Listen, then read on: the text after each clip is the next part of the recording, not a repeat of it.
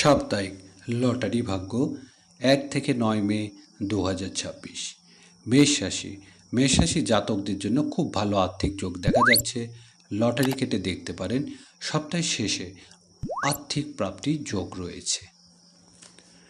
বৃষ রাশি, মে মাসে প্রথম দিকে বৃষ রাশি জাতক জাতিকারা কম অঙ্কের লটারি কাটতে পারেন। বেশি অঙ্কের লটারি কাটার ইচ্ছা থাকলে সপ্তাহের শেষ ভাগে বেছে নিন। মিথুন রাশি জাতক জাতিকার জন্য অর্থ প্রাপ্তি থেকে খরচ বেশি, তাই লটারি না কাটাই বুদ্ধির কাজ হবে। কর্কট রাশি, আয়ের দিক দিয়ে কর্কট রাশি ব্যক্তির জন্য মাঝারি দেখা যাচ্ছে। লটারি কাটার আগে খুব বুঝে সিদ্ধান্ত নিতে হবে। সিংহ রাশি, মে মাসে প্রথম সপ্তাহে সিংহ রাশি ব্যক্তিদের বেশি অঙ্কের লটারি কাটা উচিত হবে না। কম অঙ্কের লটারি কেটে দেখতেই পারেন।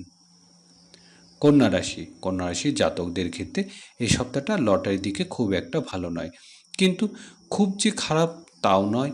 মন চাইলে একবার লটারি কেটে দেখতেই পারেন।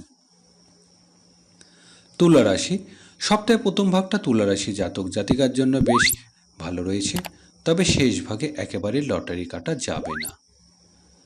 বৃশ্চিক রাশি জাতক জাতিকারা অর্থভাগ্য খুব একটা খারাপ নেই।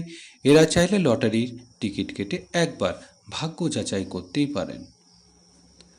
ধনুরাশি, সপ্তাহের শুরুতে ধনুরাশি জাতক জাতিকার লটারির দিক না এগোনোই খুব একটা ভালো হবে, মধ্যভাগ শুভ।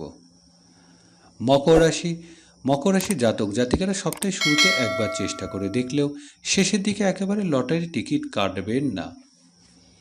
কুম্ভ রাশি, সপ্তাহের শেষের দিকে কুম্ভ রাশির জন্য বেশ শুভ রয়েছে, সে সময় একবার চেষ্টা করে দেখতেই পারেন।